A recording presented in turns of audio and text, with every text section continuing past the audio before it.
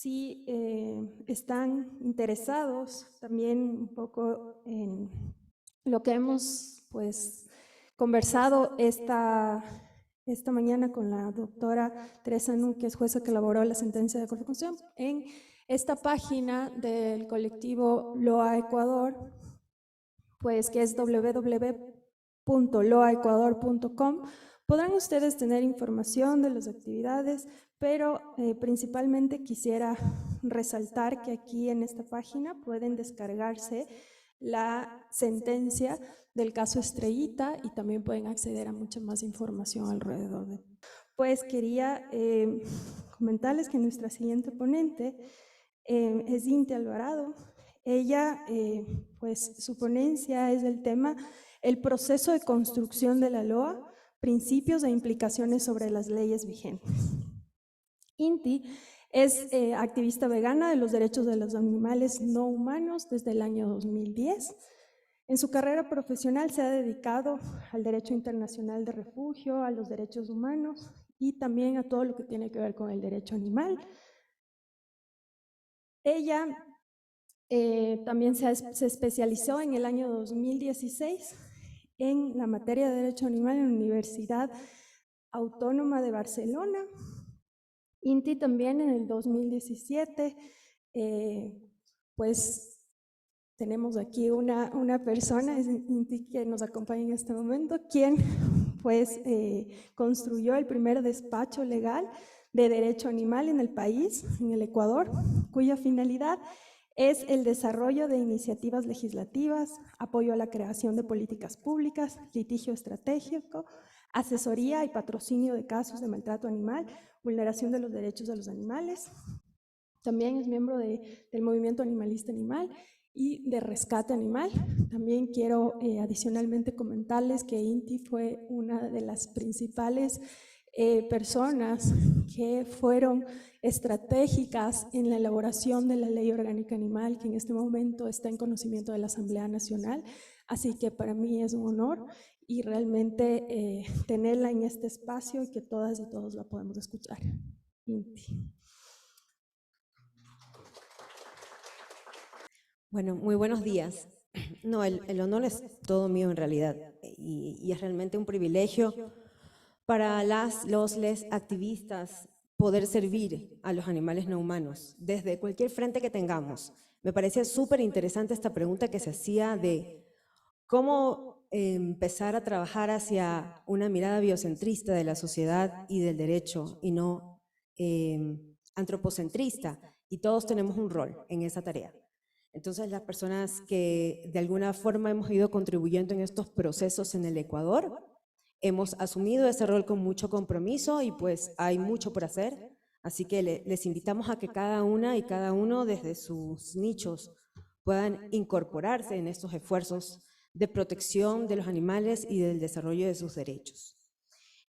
Ya la doctora Núquez nos habló sobre esta sentencia y yo les quiero hablar sobre lo que la sentencia resuelve en relación a la creación de una ley específica, una ley orgánica animal, que la Corte dice tiene que desarrollarse en 2 años a partir de que esta sentencia se emite, tiene que desarrollarse en un plazo de 6 meses, que se presenta en agosto del 2022 y en 2 años tiene que ser discutida y tiene que ser debatida por la Asamblea Nacional y este plazo se vence este año, este agosto, y sabemos que hay intenciones de parte de la Comisión de Biodiversidad, que es la comisión que ha entrado en conocimiento por asignación de la propia Asamblea Nacional, ha entrado en conocimiento de este proyecto de ley para poderlo discutir y poder eventualmente presentarlo ante el Pleno para su aprobación, de que hay una intención de solicitar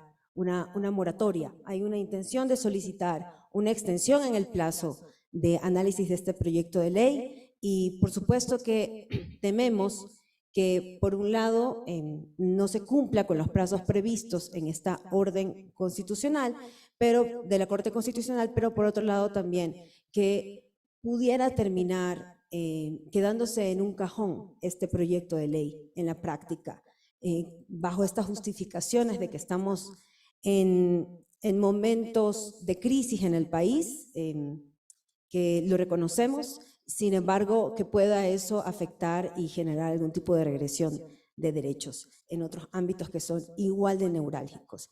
Entonces, también este es un espacio en el que aprovechamos a poner en su conocimiento que la defensa de este proyecto de ley y de su aprobación también depende de la movilización ciudadana, también depende de que se exija a nuestros mandatarios, a nuestras autoridades elegidas por la ciudadanía, que cumplan con ese rol de cumplir con los mandatos de la Corte y cumplir con la revisión y la aprobación de esta ley.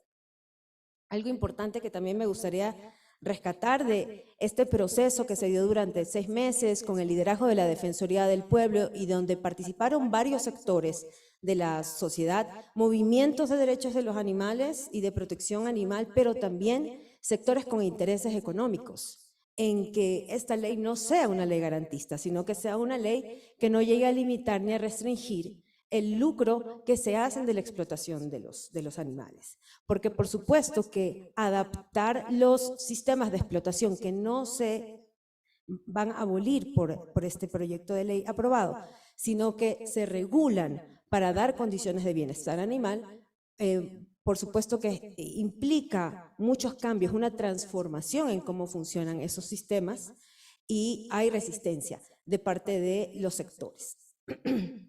Entonces, este fue un espacio interdisciplinario. Como movimientos sociales hubo justamente profesionales de distintas disciplinas y siempre se necesita la visión de la academia y de la comunidad científica para poder ayudar a que el derecho en este aspecto se pueda desarrollar. Entonces, como vemos, hay constantemente espacios de discusión, espacios de construcción en esta materia que permiten que se involucren la comunidad académica, científica, la sociedad civil y las personas que de forma también individual quieren abonar a esta construcción social.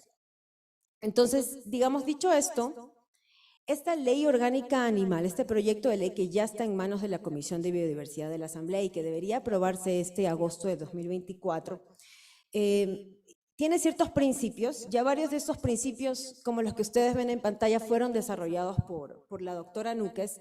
A mí lo que me gustaría mencionar es que implica este tema de los principios, para que no quede muy en el marco del derecho y de las leyes.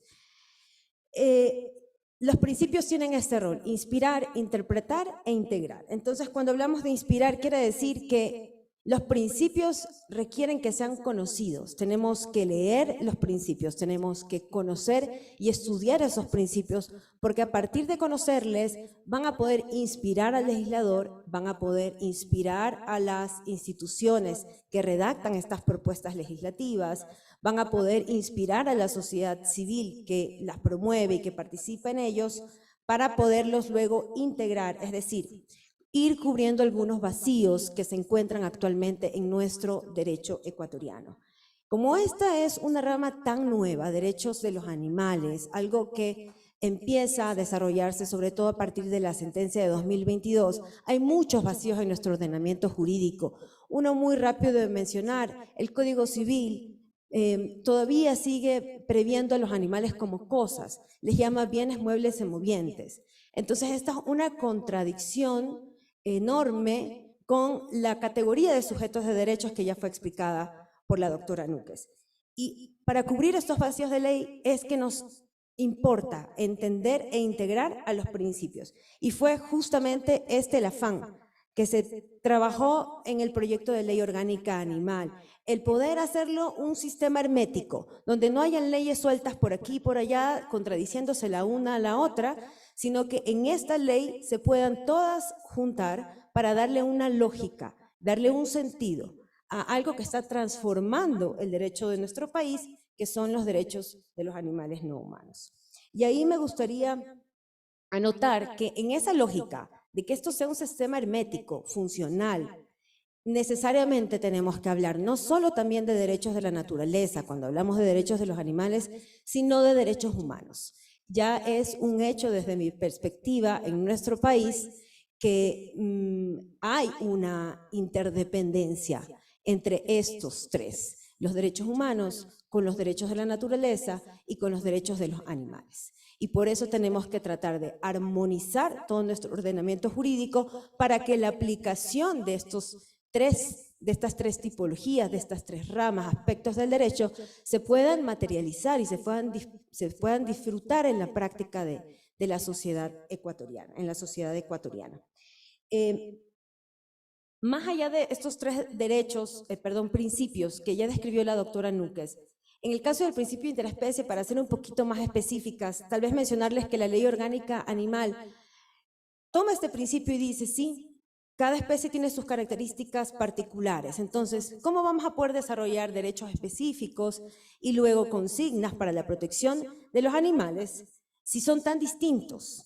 Entonces, lo que hace para efectos prácticos de eficacia, pero también para la aplicación de este principio, la Ley Orgánica Animal, es clasificar a los animales y va estableciendo distintas clasificaciones, que más adelante les voy a comentar una por una cuáles son, pero ustedes las conocen muy bien.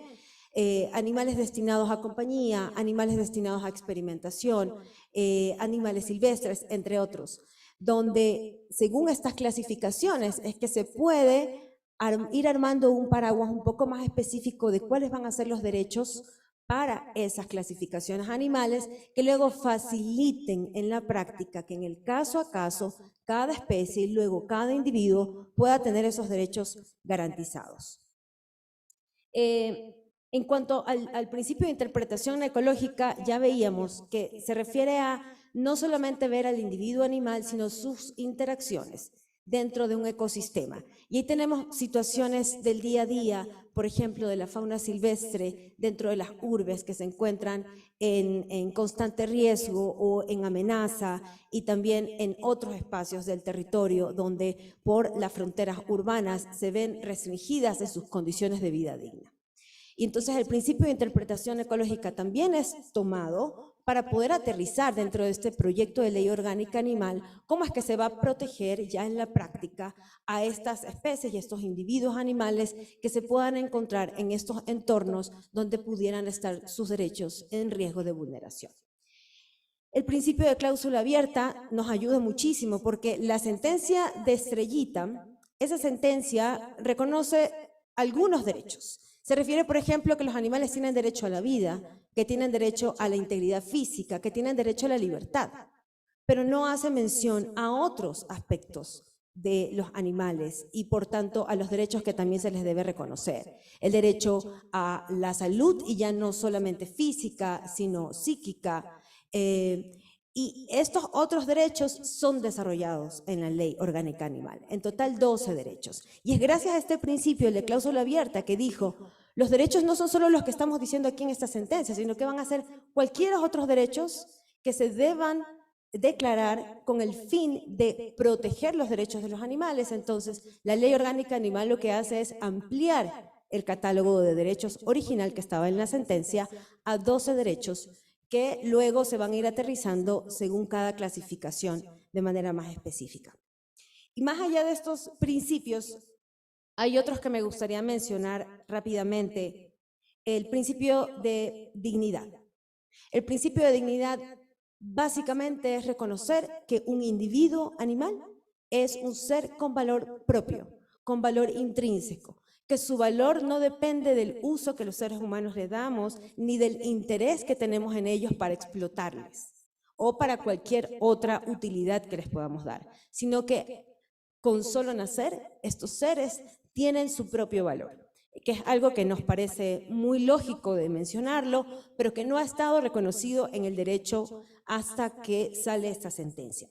Y entonces esto también tiene una implicación en los derechos humanos, por supuesto, porque la dignidad es un valor que se le reconoce a los seres humanos y que es el que origina este primero movimiento de los derechos humanos y luego todos los desarrollos posteriores que han venido a nivel global para poder desarrollar y profundizar en un catálogo de derechos para todos los seres humanos que habitamos en este planeta, sin distingo de nuestro color de piel, nuestra orientación sexual, entre otras características propias a cada individuo. Y entonces hemos extendido ese valor a los animales no humanos para decir, ellos también son seres con dignidad, con valor propio y por tanto sujetos de derechos. Ahí vemos otra conexión importantísima entre los derechos humanos y los derechos de los animales. Un principio importantísimo también que se desarrolla en la Ley Orgánica Animal, más que todo como un enfoque de este proyecto de ley, es el de una sola salud y el de un solo bienestar, con el que seguramente ustedes están familiarizados. Y este enfoque de una sola salud y un solo bienestar también tiene, por supuesto, una coincidencia con los derechos humanos. Porque estamos hablando de que no solo se refiere al bienestar y a la salud del individuo animal, sino que eso va a tener un impacto en el ecosistema, en el hábitat donde este animal coexiste, también con seres humanos. Porque esta ley orgánica animal no solamente protege animales silvestres, como la mona estrellita, sino que la protección se extiende a todos los animales domésticos que están en las distintas clasificaciones que se desarrollan a lo largo de este proyecto de ley. Y entonces, sobre esto también mencionar que la Corte Interamericana de Derechos Humanos ya había emitido en el 2017 una sentencia que por supuesto es vinculante para todos los países miembros de la Convención Americana, entre estos el Ecuador, en relación a que primero reconoce que ya hay una tendencia en nuestra región hacia los derechos de la naturaleza y que al reconocer esa tendencia, por lo tanto, ya se avecina una positivización, una inclusión de estos derechos dentro de los catálogos de los países.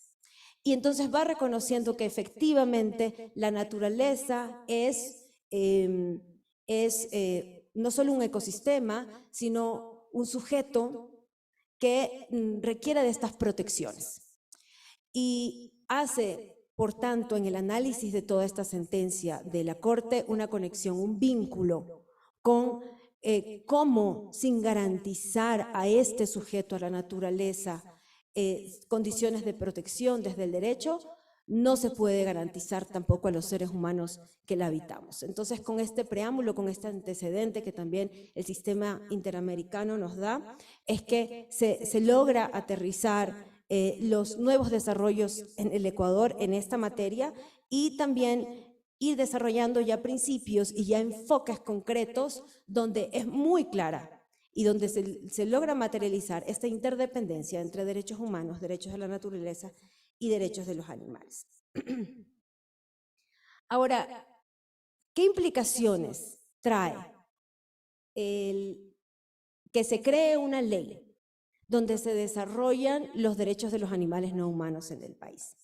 Lo primero es que es un cambio de paradigma, porque históricamente los animales han venido siendo excluidos de todas las esferas de moralidad de los seres humanos. No les hemos considerado como seres con dignidad, como seres con valor propio, ni como sujetos.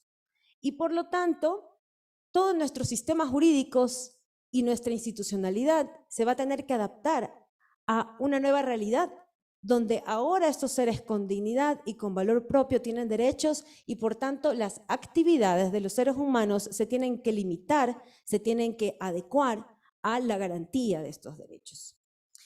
Es más, se han venido realizando prácticas en nombre de las libertades humanas que han generado tortura, que han generado maltrato, que han generado discriminación al verse como inferior a las demás especies, y son prácticas arraigadas en nuestras culturas que también requieren de una transformación progresiva. Eso es lo que trae la Ley Orgánica Animal. No solamente pretende hacer una lista de cuáles son los derechos, sino decir cómo se van a materializar en la vida de los animales y qué implicaciones tiene eso para las sociedades humanas también, en todo nivel. A nivel jurídico sí, pero también a nivel educativo, a nivel cultural, a nivel social. Y entonces, como les adelantaba, los animales no humanos, de acuerdo a la Ley Orgánica Animal, se les reconocen 12 derechos generales, un catálogo más largo que el que la sentencia originalmente preveía.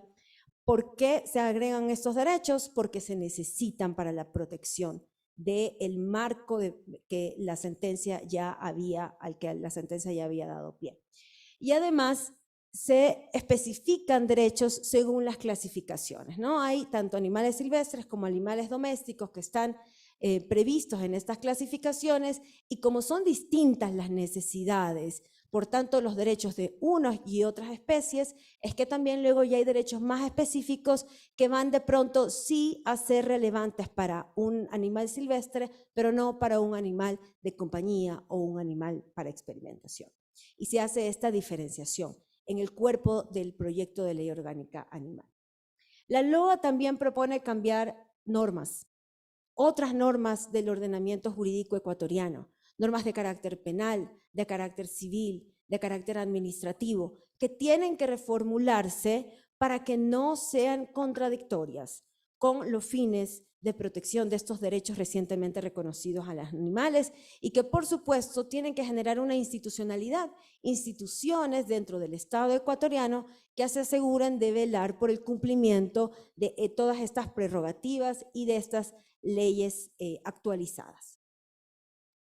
Entonces, la LOA, me gustaría compartirles, tiene las siguientes finalidades. Ya les adelantaba que es un cambio de paradigma. Implica abrir la mente hacia una nueva forma de sociedad en el Ecuador.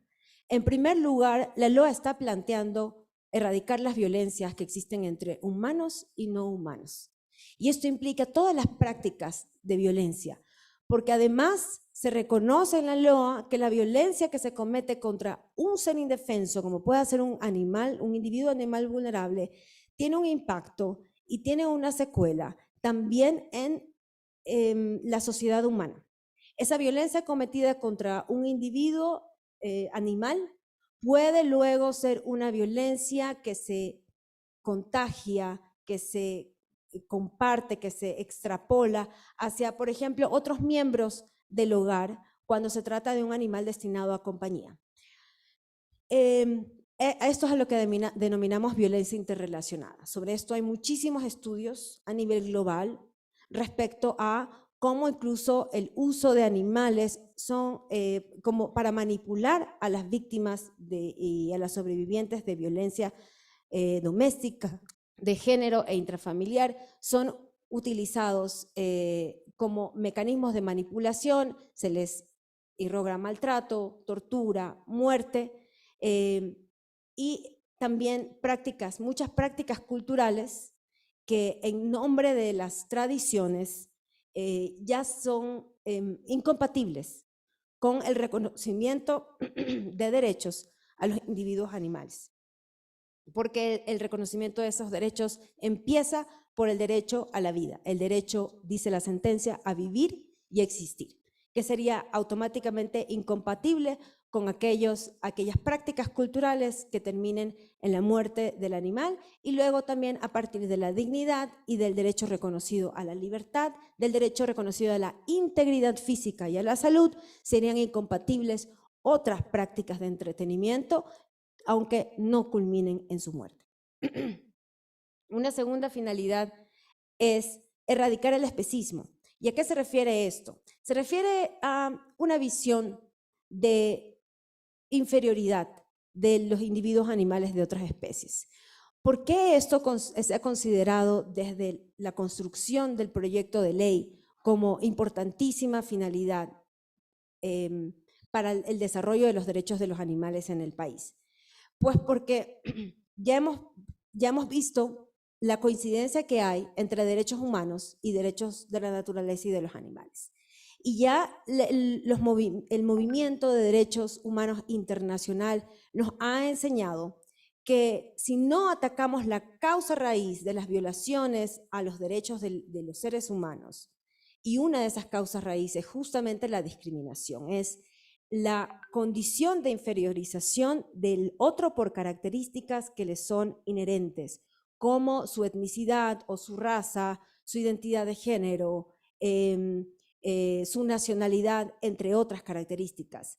Esta misma noción de inferiorización que ha permitido justificar las vulneraciones a derechos humanos, incluso la exclusión del ámbito del derecho y de la protección a ciertos grupos humanos, es la misma lógica a la que se denomina especismo, que es ver a los demás animales, ver a las demás especies como inferiores de las humanas y por tanto haberles mantenido hasta el 2022 completamente al margen de todo tipo de protección, de todo tipo de titularidad de derechos.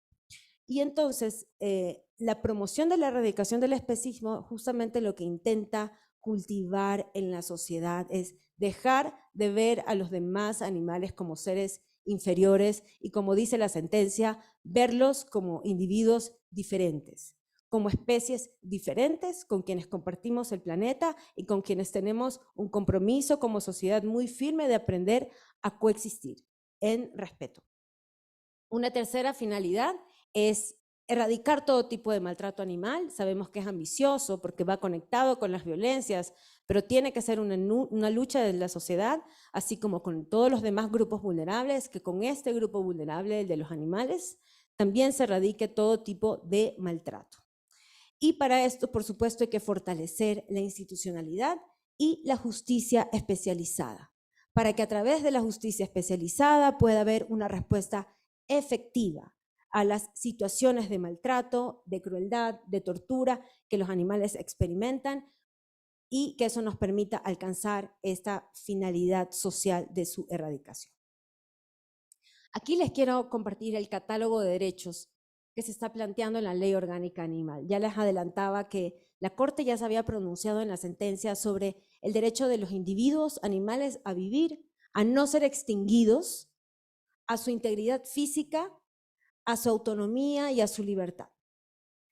La LOA extiende este catálogo y dice, bueno, no solo la integridad física, sino también la integridad psíquica de los animales, la salud, el agua y la alimentación, además a no ser explotados, a una vida libre de violencia, a la muerte digna, a un ambiente sano, a no ser usados para entretenimiento ni para experimentación, y a la tutela judicial efectiva. Esto de la tutela judicial efectiva es lo que ya decía la doctora Núquez en relación a que todos los derechos de los animales son justiciables y son exigibles ante cualquier autoridad. Y como el animal no puede hablar para defenderse, todos los individuos o colectivos tenemos la acción popular para poder exigir y defender esos derechos en nombre del animal.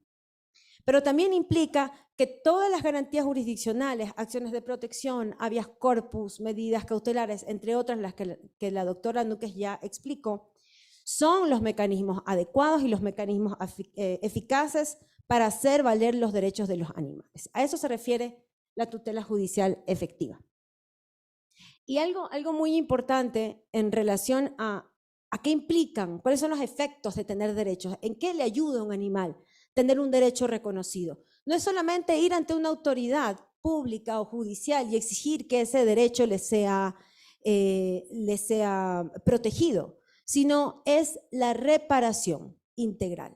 Cuando ese derecho ha sido vulnerado o cuando ese derecho está en riesgo, la reparación integral ante estas situaciones de vulneración. Entonces, ante la vulneración de derechos de los animales, existen efectos de carácter restitutivo, de restituir ese derecho, y también correctivos, es decir, los cambios estructurales que se pueden hacer a nivel de política pública, de institucionalidad, para cambiar prácticas culturales que estén vulnerando los derechos, estos 12 derechos de los animales. Y algo muy importante es, ¿qué vienen a hacer aquí los dominios del bienestar animal? ¿De qué manera coinciden, son compatibles con los derechos reconocidos a los animales? Pues estos 5 dominios, nutrición, entorno, salud, comportamiento y estado mental, que les conocen a la perfección, tienen una coincidencia con los 12 derechos, el catálogo de 12 derechos de los animales que ustedes acaban de conocer. Debido a que los sistemas de explotación no se han abolido, por una parte, vamos a seguir viviendo en sociedades con sistemas de explotación animal. Estos dominios del bienestar animal se constituyen en estándares. Son los estándares mínimos que se han establecido por esta ciencia del bienestar animal para poder medir el nivel de satisfacción de las necesidades de los animales. Y no se tratan solamente de estándares de carácter material, cosas que yo entrego a los animales como la alimentación o el agua, sino que se trata de condiciones, se trata de condiciones de vida en atención al principio de dignidad que van más allá solamente de su salud física y tienen que ver con su estado conductual, psíquico, el entorno, el comportamiento, el entorno en el que se desarrolla. Entonces, estos 5 parámetros son los que nos ayudan a medir si efectivamente estos 12 derechos se están o no se están satisfaciendo para los animales. Son parámetros de medición de aquello, aunado, digamos, a otros parámetros que ya en su sentencia la Corte ha ido estableciendo. Pero, digamos, desde el punto de vista más técnico, los dominios del bienestar animal son importantísimos y ahí nuevamente la importancia de la interdisciplinariedad para aplicar el derecho de los animales. Estas son las clasificaciones que les mencionaba. La LOA se refiere a animales de compañía, de trabajo u oficio, de experimentación, animales de consumo e industria, animales silvestres, donde están las especies marinas, acuáticas, subacuáticas y exóticas también consideradas, y los animales liminales o sinantrópicos. Es con esta subdivisión o clasificación que se ha intentado colocar un paraguas de 12 derechos a todos los animales y luego a cada uno de manera más específica por clasificación poder también especificar algunos derechos que les van a ser declarados, reconocidos, desarrollados para justamente asegurarnos de que los dominios del bienestar animal estén garantizados. Y bueno, ¿qué otro efecto implica una ley orgánica de derechos de los animales? La institucionalidad. Eso es muy importante. Las instituciones van a tener que ordenarse, instituciones que ya existen en el Estado ecuatoriano, pero que no están especializadas en derechos de los animales ni en bienestar animal, van a tener que capacitarse, van a tener que promover espacios de construcción y participación para asegurarnos de que exista un sistema nacional hermético, donde se considera que su rectoría tiene que estar bajo la autoridad ambiental nacional. Tendría que ser el Ministerio del Ambiente quien lidere este sistema con diversos integrantes de algunas carteras de Estado, como por ejemplo ministerios de Cultura, de Ganadería, pero también la Defensoría del Pueblo y los gobiernos autónomos descentralizados. Es decir, este sistema compuesto no por nuevas ni creadas instituciones, sino donde se coordinan y se articulan tanto instituciones ya existentes a nivel central como niveles de gobierno de forma descentralizada, tienen la obligación de ¿qué? De construir una política pública nacional de cómo se va a garantizar y a materializar estos derechos, estos 12 derechos de los animales en todo el territorio, cómo van a asegurar su coordinación interinstitucional, qué programas se van a desarrollar en el territorio nacional, los sistemas de denuncias y luego ya otros programas y proyectos más específicos como por ejemplo censos, protocolos, entre otros que se requieran. Los GATS tendrían también la obligación de desarrollar en el periodo de 1 año ordenanzas dentro de sus territorios, ya bajo los nuevos preceptos, la nueva mirada de derechos de los animales, y asimismo ser la autoridad encargada del control, de la vigilancia y de la sanción de los establecimientos con animales. Esto es algo muy importante porque en la actualidad tenemos muchísimos problemas a nivel de gobiernos descentralizados de aplicar las competencias en la materia. Hay varias leyes que se contradicen la una con la otra y donde hay disputas de competencias entre niveles central y descentralizados que al final perjudican que se efectivice la protección de los animales en el territorio. La LOA también plantea de manera pragmática cómo se van a dividir estas competencias y cómo este rol de control y de sanción queda en los gobiernos autónomos descentralizados municipales y metropolitanos, y además también asegura un Consejo de Derechos de los Animales No Humanos que tiene por finalidad primero, la participación ciudadana en todo te queda momento, un minuto, por favor. para la creación de política pública y segundo, de norma técnica, es decir, que puedan ayudar la comunidad científica, la comunidad académica, los movimientos sociales en la creación de la política pública, de la norma técnica y en la protección efectiva de los individuos animales. Finalmente, una transitoria da un plazo de 8 años a todos los sistemas de crianza, reproducción y producción industrial, semi-industrial o artesanal de animales destinados al consumo para que se adecuen a estos nuevos parámetros que especifica la LOA. Y entre las reformatorias se establecen reformas tanto al Código Civil para abolir finalmente este estatus incongruente de cosas de los animales y más bien que en el título o en el libro de las personas podamos hablar de seres humanos que somos tutores de animales bajo nuestro cuidado y también se establecen reformatorias o se plantean reformatorias a nivel penal porque actualmente los delitos contra los animales por maltrato, por abandono, son delitos de acción privada, lo cual impide que la Fiscalía investigue y pone todo el peso de la responsabilidad sobre los querellantes.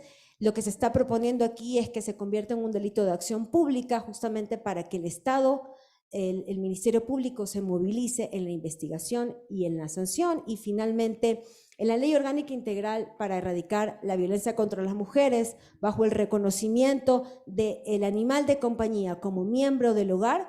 También se establecen protecciones específicas, se reconoce el vínculo con la sobreviviente de violencia de género y el acceso de animales del hogar a los centros de acogida. Esto es en resumen lo que la LOA plantea. Queda mucho camino por trazar en las discusiones a nivel de la Comisión de Biodiversidad y eventualmente en el Pleno para su aprobación. Y este también es un llamado a toda la ciudadanía y a la sociedad civil organizada, a la academia, a la comunidad científica, para que podamos caminar juntas, para que los derechos de los animales sean una realidad en la vida de ellos, más allá de lo que dicen los códigos y las sentencias. Muchas gracias.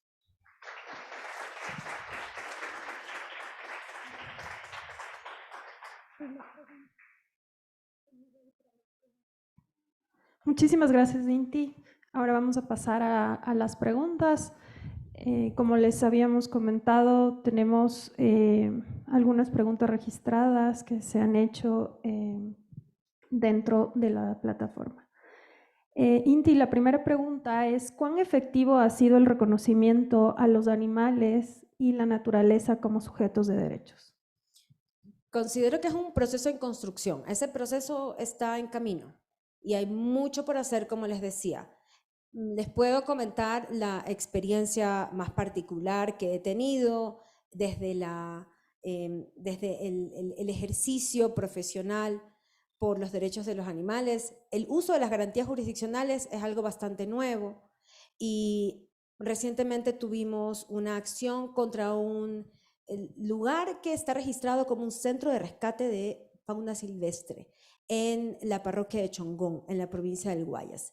Y en este centro llega fauna urbana de toda la provincia, fauna silvestre de toda la provincia, muchos como consecuencia del tráfico de animales, por ejemplo, entre otras condiciones. Lo que se pudo hallar dentro de este espacio es que no existen estas consideraciones al bienestar de los animales. Los animales ahí viven en un estado de reclusión permanente, no existen programas de rehabilitación y de recuperación. Con decirles que hay un mono araña, especie en peligro de extinción, que vive solo y ni siquiera se ha adelantado algún programa para que pueda insertarse con otros de su especie en un centro especializado. Al encontrarnos con estas realidades, se activan estas garantías jurisdiccionales, ¿no? Lo que ya se decía, como sujetos de derechos pueden ir ante una jueza y pueden reclamar por estos derechos a través de sus intermediarios, sus abogados. Y entonces, ¿cuál es el desafío que vemos cuando entramos en esa nueva cancha? Sobre la cual juezas y jueces que no son especializadas en el tema van tratando de nadar. Pues primero, desconocimiento, temor para utilizar los recursos que la ley da para poder establecer protecciones. Lo segundo, los plazos, un habeas corpus, que es algo que en el caso de un ser humano debería tomar horas para una decisión definitiva. En el caso de un animal no humano nos viene tomando prácticamente un año, ya va a ser un año. en que los animales, aunque han tenido una sentencia favorable, esa sentencia favorable no ha llegado a materializar que esos animales se han sacado de esos lugares a otros donde sus condiciones de dignidad sí sean respetadas. Luego también hay un recurso que la ley da, que es crear comisiones técnicas. ¿Para qué sirven estas comisiones técnicas? Es como una especie de peritaje. Por ejemplo, vienen docentes de las universidades, especialistas en la temática, van a visitar el lugar, hacen un informe, dicen los animales están o no están en buenas condiciones, pero no necesariamente la academia y la comunidad científica son aliadas de los intereses de los animales. Esa es la realidad. Y entonces pueden haber una perspectiva de parte de la academia de que los animales están en buenas condiciones. ¿Por qué? Porque una jaula tiene una medida estándar, una medida mínima estándar. Y eso es suficiente desde su punto de vista para garantizar condiciones de bienestar. Para garantizar condiciones de derecho también, definitivamente no. Y eso es lo que hay que construir. ¿Hacia dónde tenemos que subir la vara de lo que estamos acostumbradas como comunidad, como sociedad, a asegurar a los animales versus lo que implican derechos reconocidos? Los estándares son mucho más altos. La sentencia es clara: si se trata de animales silvestres, su libertad a toda costa es por lo que el Estado tiene que luchar, y por tanto sus juezas y jueces también. Y solo cuando se agoten los esfuerzos para esa libertad y realmente tenga que ser restringida de forma justificada, entonces es que se pueden ver estos otros escenarios. Entonces hay mucho trabajo por hacer desde la academia, desde la comunidad científica, desde la función, desde las instituciones, desde la función judicial. Estamos en camino y todos podemos contribuir. Muchísimas gracias. La otra pregunta es, ¿qué otros mecanismos se pueden desarrollar para un cumplimiento completo de lo tipificado en el ordenamiento jurídico? Bueno, mecanismos hay muchos. Yo personalmente soy fan de los mecanismos de participación ciudadana. Creo que en materia de protección animal, los últimos 50 años ha sido la sociedad civil la que se ha puesto a los hombros la protección de los animales. Solamente desde la última década empezamos a hablar de cómo el Estado se empieza a involucrar. Y entonces la voz de la sociedad civil es sumamente importante. Los mecanismos de participación ciudadana desde todos los niveles de gobierno, desde mi punto de vista, son imprescindibles para seguir construyendo sociedad por los derechos de los animales. Además que la sociedad civil ha venido siendo la vocera de quienes no tienen voz. Entonces, estos mecanismos de participación que la Constitución y la ley ya nos da, utilicémoslos, desarrollémoslos, defendámoslos. Y eso también implica, por supuesto, movilizaciones a favor de cualquier tipo de amenaza que los animales pudieran encontrarse o potencialmente experimentando. Muchas gracias. La siguiente pregunta es, ¿cómo ha sido la difusión de la sentencia en la función judicial? ¿Hay otras sentencias sobre animales relevantes luego de Estrellita? Ha sido una difusión muy limitada desde mi conocimiento. La LOA, la Ley Orgánica Animal, que todavía es un proyecto de ley, ya plantea en una de sus disposiciones que toda la función judicial sea obligatoriamente capacitada en la sentencia y en derechos de los animales, y que no solo sea por única vez, sino que sea un ejercicio continuo.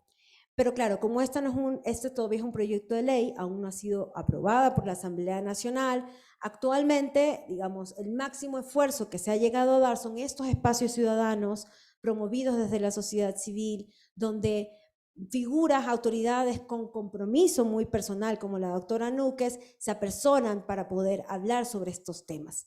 Pero desde la función judicial todavía no se ha visto un liderazgo, al menos, más allá de esfuerzos muy sueltos en poder socializar la sentencia y sus efectos. Sentencias posteriores a la sentencia de Estrellita ha habido un habeas corpus favorable en el caso de unos animales destinados a compañía que se encontraban dentro de un predio privado y que justamente en contradicción con el derecho a la propiedad no habían sido podido ser sacados de este lugar y por tanto se encontraban en riesgo. También el habeas corpus del que les he comentado, que consiste en la liberación de más de 130 individuos animales, de decenas de especies de fauna silvestre y también animales destinados a consumo que se encontraban dentro de este llamado centro de rescate de fauna, donde coexistían animales domésticos para producción que se utilizaban para alimentar a los animales silvestres en las jaulas que estaban al lado conviviendo con los animales destinados a producción y consumo. Ese habeas corpus se da con lugar y lo que ha implicado es que las condiciones de vida de los animales tengan que ser reconfiguradas según las recomendaciones técnicas que dio esta comisión de expertos. Esa sentencia se tenía que cumplir en 3 meses y fenece el próximo mes. En febrero estaremos notificando a la Corte en caso de que no haya habido cumplimiento por parte del Centro de Rescate con el cumplimiento de la sentencia que dio con lugar el habeas corpus. Estos son 2 ejemplos de unos cuantos pocos que se han dado a nivel nacional y por eso hay que seguir construyendo y hay que seguir canalizando estas garantías jurisdiccionales siempre y cuando sea necesario para la protección de los derechos de los animales. Muchísimas gracias. Ahora pasamos a preguntas del público, si alguien tiene una.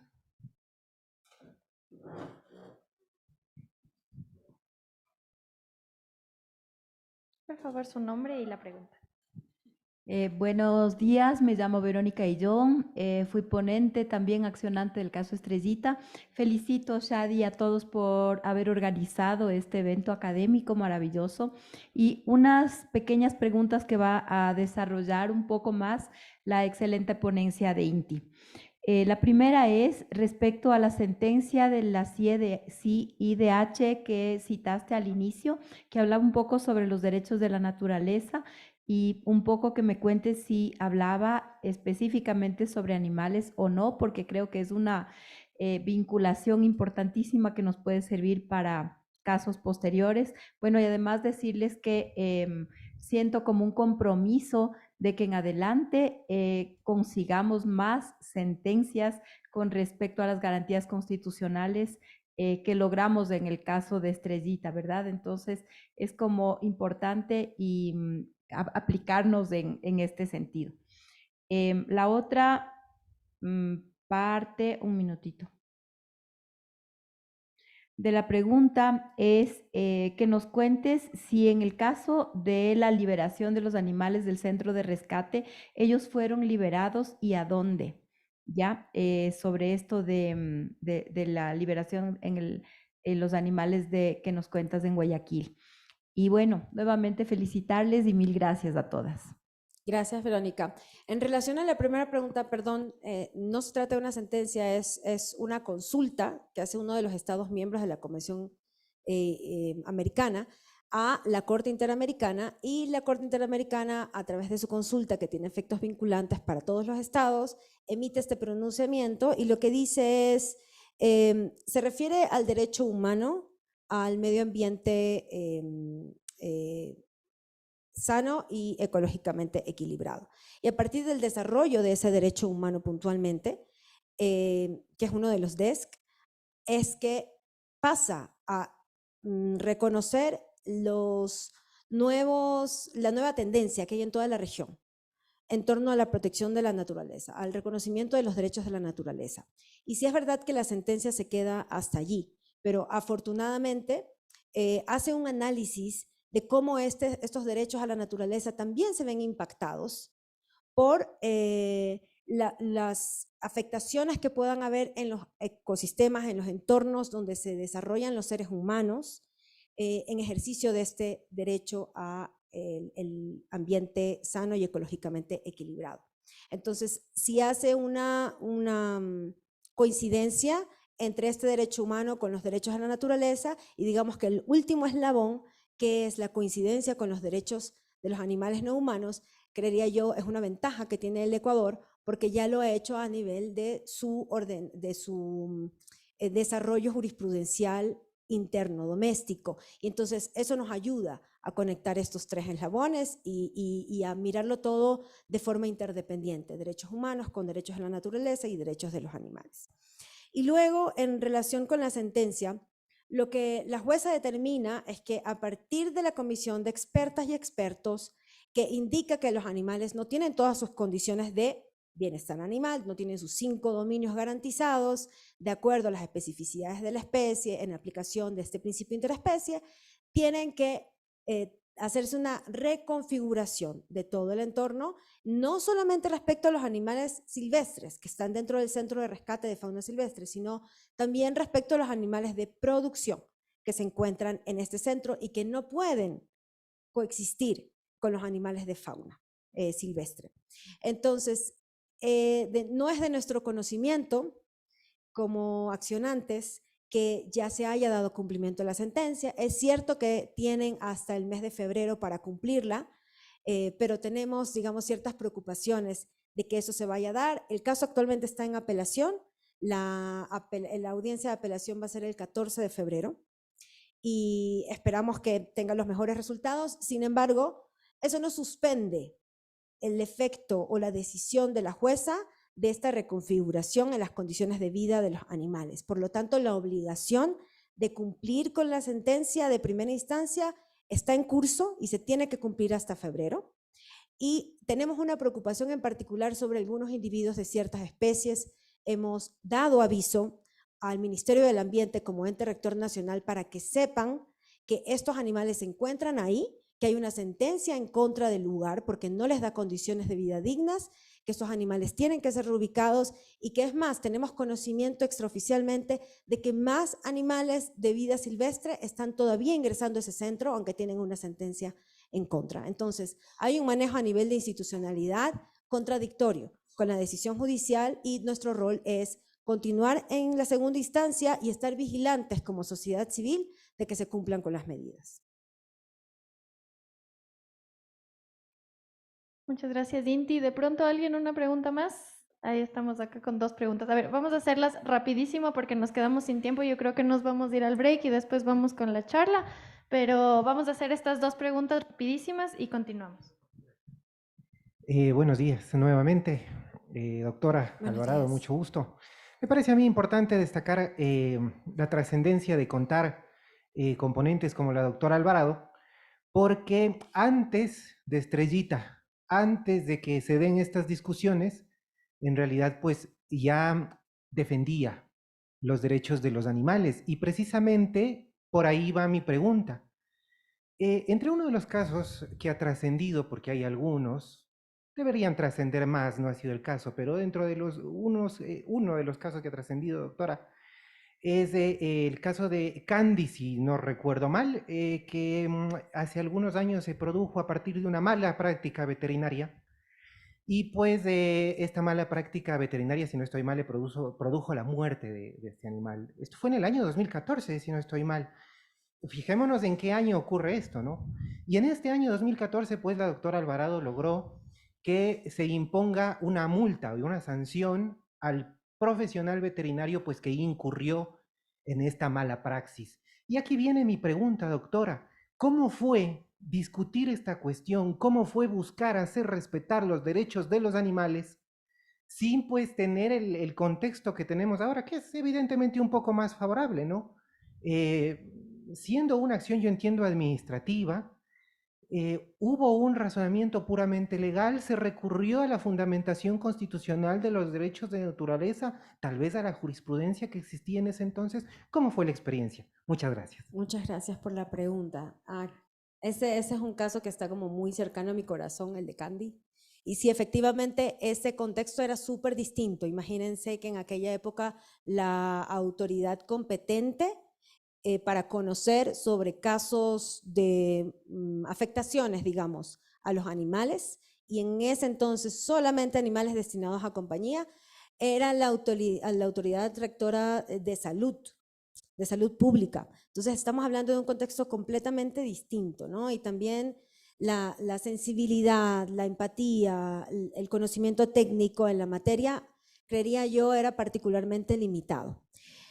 ¿Cómo fue la experiencia? Siempre interdisciplinaria. Nunca hemos logrado ningún resultado en ninguna acción, sea a nivel administrativo o por otra vía, que no haya requerido que nos apoyemos de manera neurálgica con expertos técnicos en la materia. Generalmente es la comunidad veterinaria, la comunidad bióloga, la que nos ayuda a poder armar los informes, los peritajes, que nos permitan luego generar suficientes elementos de convicción en quien toma las decisiones para poder decir que efectivamente hubo una afectación. Lo que queríamos lograr era que la afectación no se comprenda como una afectación al humano que había perdido al animal, como propietario, como tenedor, sino que la afectación se reconozca en función de la vida y la dignidad de Candy, ¿no? Un individuo con su valor propio. Y entonces para llegar a eso sí, nos fundamentamos, ya para ese entonces teníamos derechos de la naturaleza reconocidos y algunos precedentes jurisprudenciales solamente en torno a derechos de la naturaleza que nos permitieron a través de este inciso que dice la Constitución de que el Estado tiene la obligación de promover el respeto a todos los elementos que constituyen la naturaleza y como elementos comprendemos la individualización del animal. Entonces, a partir de ese tipo de argumentación es que logramos manifestarle a la autoridad en salud que además de la evidencia técnica que había sobre la mala práctica y los testimonios que habían sobre la mala práctica, el reconocimiento de la propia persona jurídica, la veterinaria, de lo que sucedió, también había una necesidad de reconocer a Candy como la benefactora, la que reciba cualquier medida de reparación sobre su vida. Y entonces sí se impuso una sanción económica, pero lo más importante desde nuestro punto de vista fue la redacción de la resolución en primera y en segunda instancia de la autoridad de salud competente, porque justamente tomaron todos estos argumentos del derecho, reconocieron, mencionaron los 5 dominios del bienestar animal. Entendía yo que eso no era una práctica que se haya realizado antes a nivel de un auto administrativo y en función de revisar que esos 5 dominios no se habían respetado, pues entonces había habido una afectación a la naturaleza, a Candy como individuo animal y en función de eso se aplica la sanción. Muchas gracias, Inti. Vamos a la última pregunta acá. Y porfa, después de tu respuesta, le voy a pasar el micrófono un ratito a Ámbar, que es una de las personas que también nos está ayudando aquí con la organización de los eventos, para que les dé unos anuncios parroquiales. Y de ahí continuamos ya con el break y volvemos con las exposiciones. Buenos días con todos. Mi nombre es Génesis. Bueno, es una pregunta y es el derecho número 2, dice, a no ser extinguidos. ¿Qué pasaría si aquí en el Ecuador llegara a suceder con las razas American Bully y Pitbull, de lo que está pasando en otros países? ¿Qué hicieran ustedes en estos casos? Ajá. Bueno, ahí... Perdón, hay otra pregunta. Sí. Sigo con esta duda de que dicen animal no humanos y animal humano. Sí. Se supone que nosotros todos, los que estamos en el planeta Tierra, somos animales.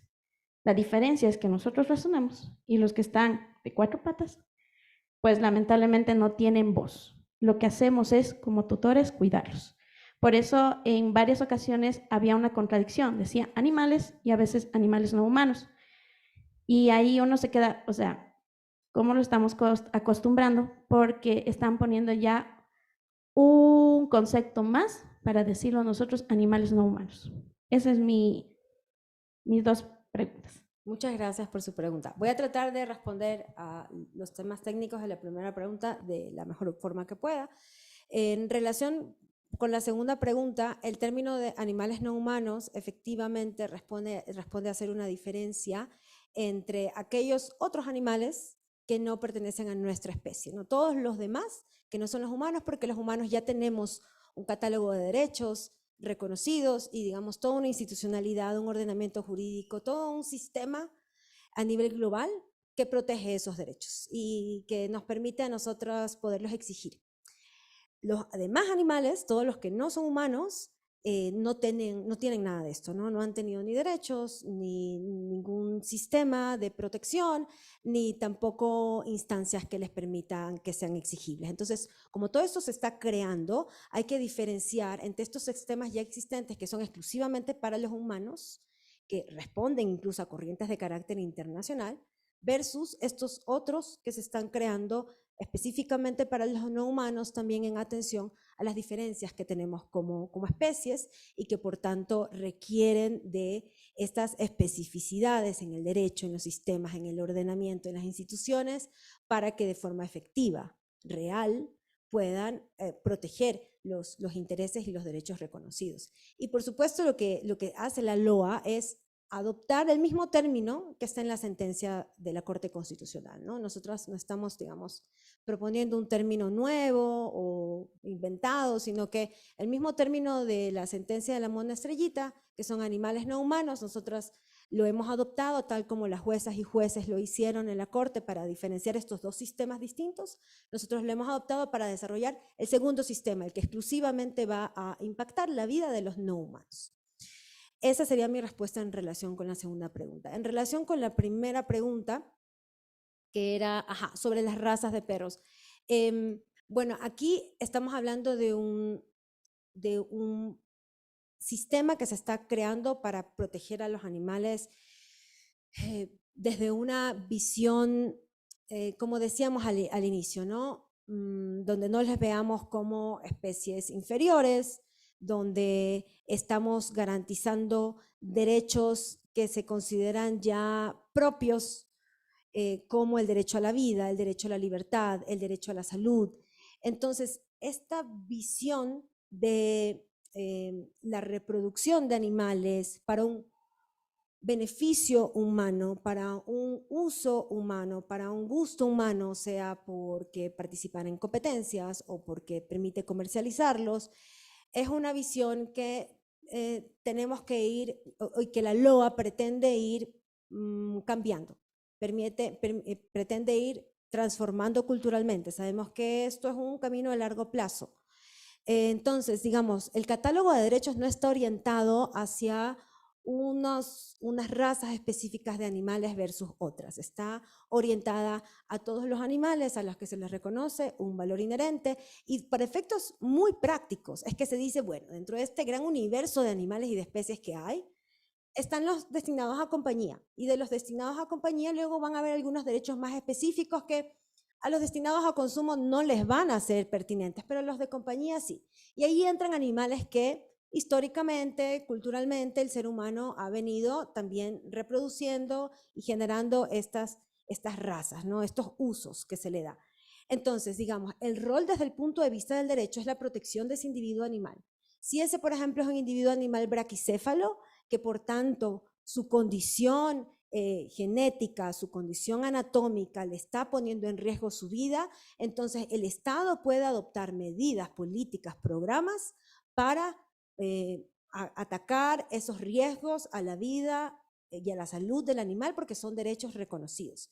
No es la mirada de qué va a pasar con el uso que el ser humano le va a dar al animal de esa raza. Entonces, digamos, no estamos hablando desde el punto de vista del derecho a la no extinción de una raza en particular, que es una combinación genética, sino que estamos hablando en general de especies que puedan estar amenazadas en su existencia, y este es un derecho que en particular la sentencia lo utiliza para referirse, Estrellita, por tanto, a especies de vida silvestre.